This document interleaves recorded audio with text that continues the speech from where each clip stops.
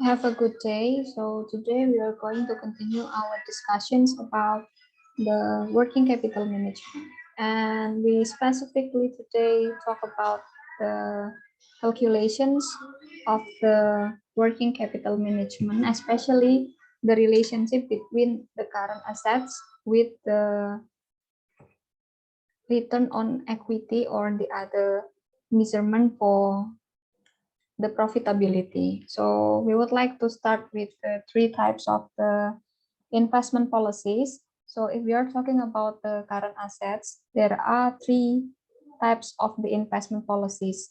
So the first one is the relax. The relax policy means that the company will provide a high amount of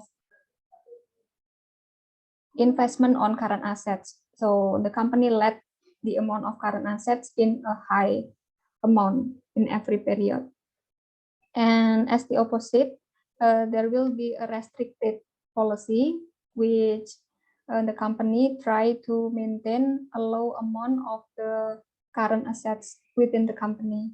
Meanwhile, between the relaxed and the restricted policy, there will be a moderate policy. It is the policy that the company try to maintain the amount of the current assets in a moderate level or in the medium level rather than the relaxed and the restricted one. So just like what we have discussed before in the previous meeting, these three types of investment policies will have an impact on the profitability. Yeah. So let's go to the one of measurement from the profitability itself. So let us know about the return on equity. So return on equity is the ratio between the return or the net operating income had by the company and to be divided by the number of the equity. So if you have the number of the net operating income itself and then it is divided by the total equity, then the result would be the return on equity and it will be presented on a percentage. But if you want to know the return on equity in a long formula, then you can use this formula. The return on equity equals to profit margin. Profit margin comes from the net income divided by the sales. And then the second one, there is total asset turnover, which is the result of sales divided by the assets. And then the third one is the equity multiplier. And the equity multiplier can be found by dividing the assets divided by the equity. But to make it simple, then this formula can be simplified into the rest of the variables that cannot be dismissed from this formula. So if you take a look into this formula, the net income divided by the sales times sales divided by the assets. So as in mathematics, if we have a denominator and numerator with the same variable, then we can dismiss them. So the sales and the sales should be dismissed. Meanwhile, for the second one, there is a sales divided by the assets, multiply with the assets divided by the equity. So there is a numerator and denominator which is the same. So we can try to dismiss them. That's why we can make it simple for the formula of the ROE. Okay, so the ROE can be equals to the net income divided by the equity. So you can use this formula to directly goes to the ROE percentage. So as one of the profitability measurement, the return on equity can be used in our exercise. This is the exercise. So let's take a look deeper. So a company is considering investment alternatives in current assets and they are using the 30%, 40%, and 50%. Okay, there are 3 types of investment here. If we want to make it into these 3 types of investment policy, then the relaxed one is the policy which they provide a high percentage of the current assets. So in this exercise, the 50 is the one with the relaxed policy. Meanwhile, the 30 is the one which using the restricted policy. Thus, the 40% is the one that use the moderate policy. Okay. So the company in this exercise, they state that this percentage should be multiplied with the sales of projection. So if you want to know the number of the current assets, then the current asset percentage should be multiplied with the sales projection. And the sales projection here is also provided on the question. And the next, the company expect to produce earning before interest and tax, or the EBIT. It is 20% of the 40 million rupiah of the projected sales. Currently, the company has fixed assets of 50 million rupiah and maintaining debt to total asset ratio for 40%. Okay, so let's take a look into the key answer of the questions. So this is the question that I have copied to the besides the answer. The first step that we have to do is to know how much is the projected sale. So the projected sales, as the exercise have mentioned, it is 400 million rupiah.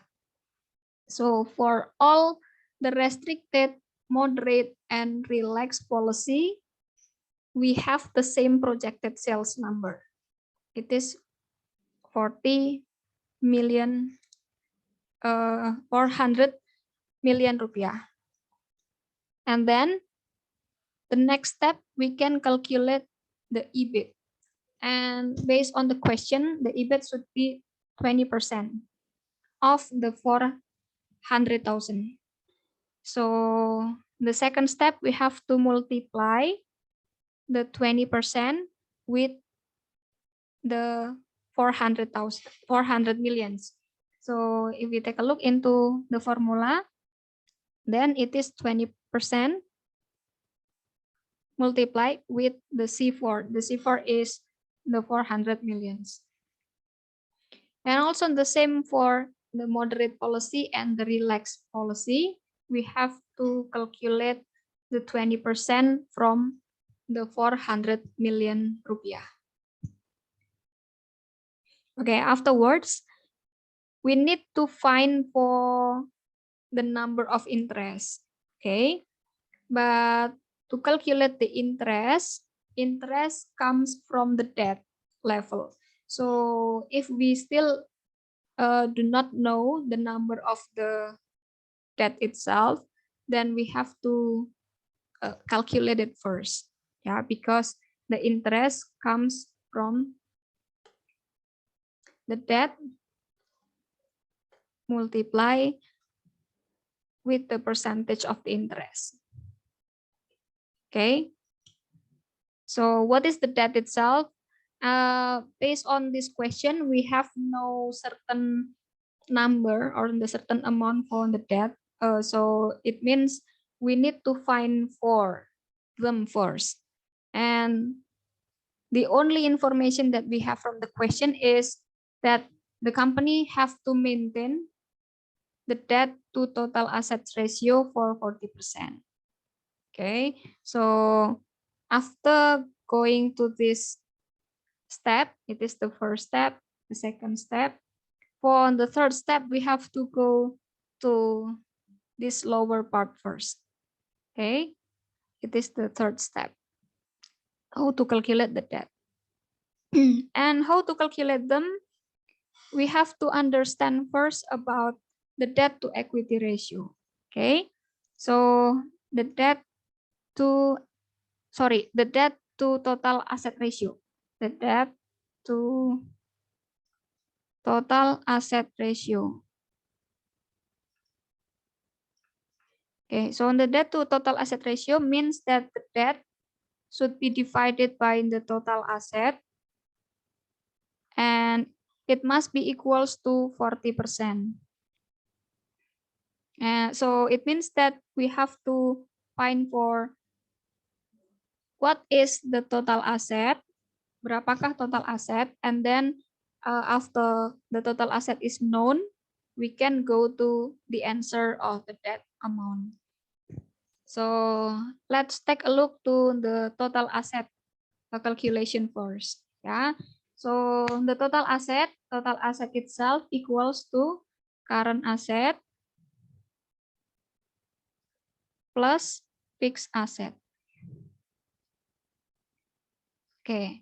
So what is the current asset? Don't forget that we have known the information about the current asset or how to calculate the current asset. It is the each percentage of each investment policy multiply with the sales projection. So here the current asset should be calculated by the 30% multiply with the sales projection. Okay, the sales projection, it is the $400 million rupiah. Okay, so let's take a look into the formula. So the formula is 30% multiply with the 400 millions. It is for the restricted policy. For the moderate policy, we use the same way. It is 40% multiply with the 400 millions.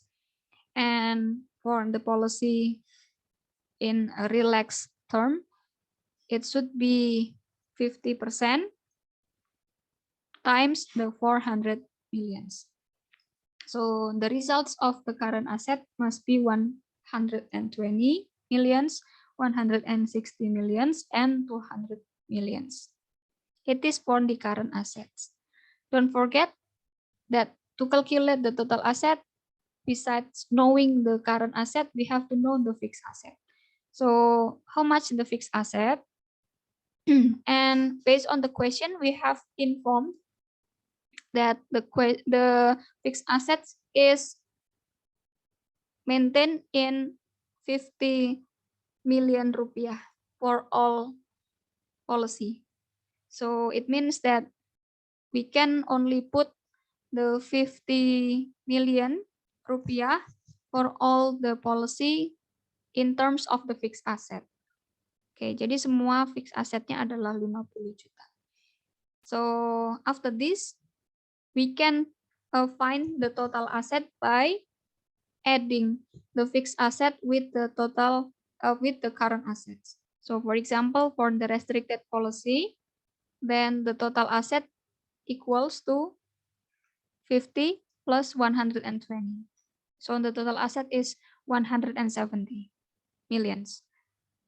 And in similar way, for the moderate policy, we just need to add the 50 with the 160 equals to 210. And for the relax, 50 plus 200 equals to 250 millions. So that is to calculate the total assets.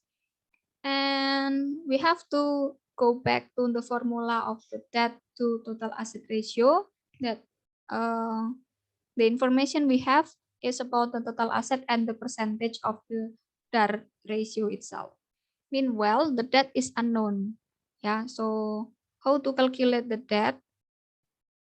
Yeah, the debt equals to 40% and multiply with the total asset.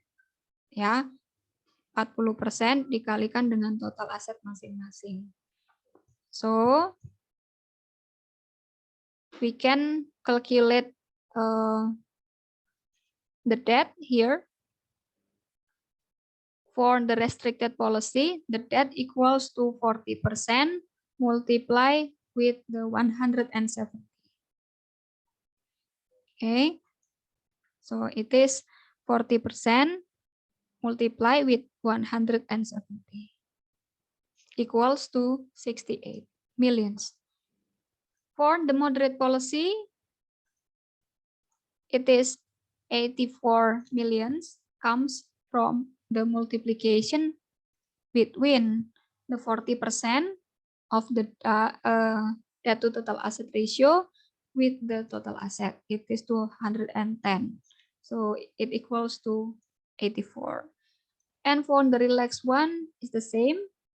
40% multiply with the 250 equals to 100.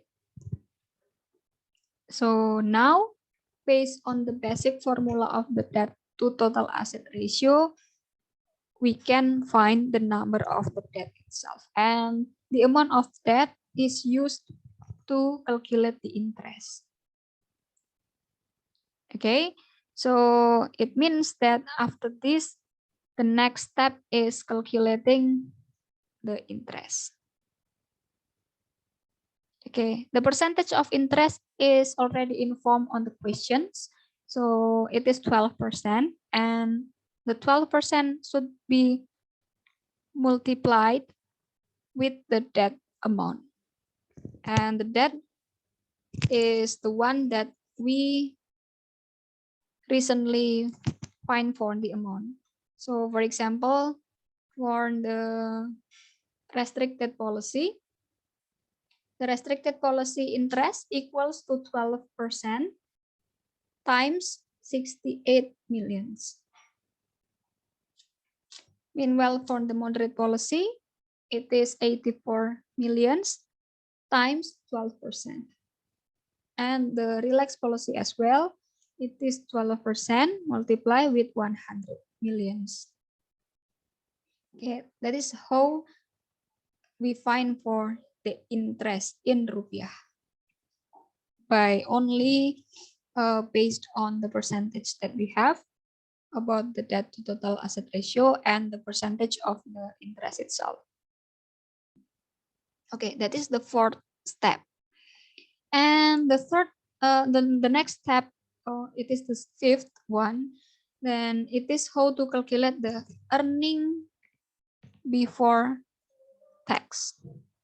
Earning before tax, or the EBT. So EBT is actually only by summing all the information that we have before. So the formula is the EBIT, earning before interest and tax, minus with the interest, that is the earning before tax. Yeah, so for this restricted policy, to calculate the EBT equals to 80 as the EBIT minus with the interest. For the moderate, it is 80 minus 10.08 million. And for the relax, it is 80 million minus 12 millions for the interest. And this is the results for the earning before tax. Okay, and the next step is calculating the tax itself. The tax will be the sixth step. In this information, we have 25% of the tax. So the tax should be multiplied with the earning before tax itself. So the percentage of 25% should be times with the each earning before tax.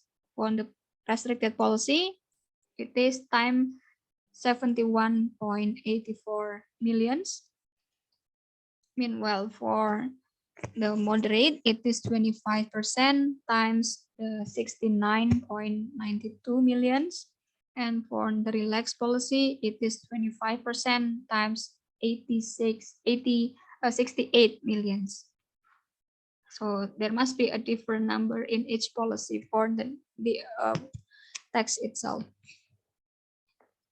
And the next step, it is the seventh step, is calculating the earning after tax or the net income. So the earning after tax equals to the earning before tax minus tax. So you just need to deduct the number of the EBT with the tax in each policy itself. Okay, so that is the seventh step. But don't forget our main objective in solving this exercise. It is to calculate the expected return on equity in each investment alternative. So what is finally become our objective is calculating the ROE, which is the formula equals to net income divided with the equity.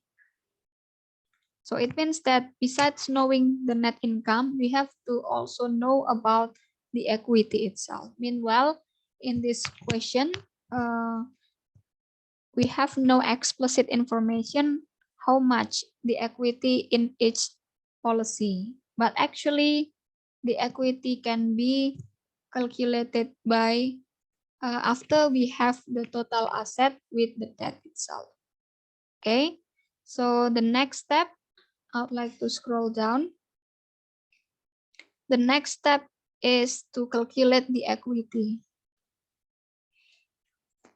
Okay, so since the equity equals to total asset minus debt as in the accounting equation, so to calculate the equity is the total asset. In the restricted policy, it is 170 minus the debt, it is 68. So this is the formula. Okay, 170 millions minus 68 millions. And for the moderate policy, it is 210 millions minus 84. And for the relaxed policy, it is 250 minus 100. So we can find the equity by using those differences between total asset and debt. And the next step, we can calculate the ROE as the final objective. It is the 10th step. ROE equals to net income. The net income is the one that we have calculated before above.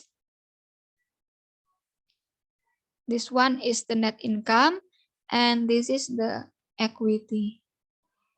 So to calculate the ROE of the restricted policy, it is by divide the 53.88 millions with the 102 millions.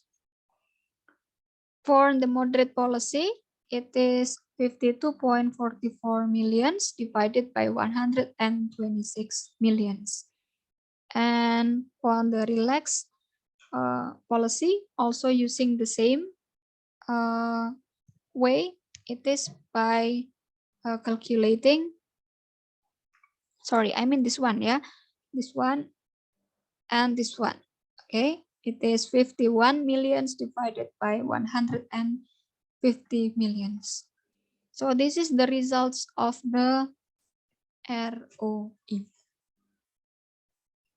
Okay, if you take a look in the restricted policy, we find the highest amount or the highest number of the ROE, right? So the highest ROE is the 52.82%. And it lies on the restricted policy. And for the lowest percentage of the ROE, it is on the relaxed policies. So it is like the opposite between the number of the total current asset with the ROE or the profitability. So we can conclude that higher the level of the asset, specifically in the current asset, then lower level of the profitability. On the other hand, the lower level of the asset, it will result in a higher level of profitability. So the relationship between the current assets, specifically with the profitability here is proxied by the return on equity. It is having a negative relationship, just like what we have discussed before. Okay, so when the one variable is higher than the other variable is at the lower level. Okay, so that is the discussions about the exercise that is given the example on the slide. Meanwhile, you have the other exercise that you can use to do based on this previous example. And the other one topics that I have to show you is about many formulas to calculate the need of working capital. So how to calculate the need of working capital? The final formula equals to the fund dependence on the working capital divided the number of days within a year. It is assumed to be 360 days and times with the sales projection. But as long as you don't have the number of each variable that you use to calculate this net need of working capital, then you have to take a look to the back how to calculate the fund dependence on working capital. So how to calculate these terms is by summing all the dependence on each type of the working capital. So for example, you calculate the fund dependence on cash first, and then the result must be plus with the fund dependence on receivable and plus with the fund dependence on the inventory. And then you can go forward to divide them with the 360 days and times with the sales projection that is provided on the question. The other formula in the working capital is the cash conversion cycle. And the cash conversion cycle itself consists of calculating the inventory conversion period by using this formula, and then calculating the receivable collection period and the payable deferral period. So as long as each of the information needed to calculate those period is already known in the information or the question or the case, then you can go forward to the results. But you have to know that the cash conversion cycle itself equals to the inventory conversion period plus the receivable collection period minus the payable deferral period. And this is one of the example of the question that you can solve. Okay, that's all the topics for the net working capital exercise and also the formula that you have to know. And thank you for the attention.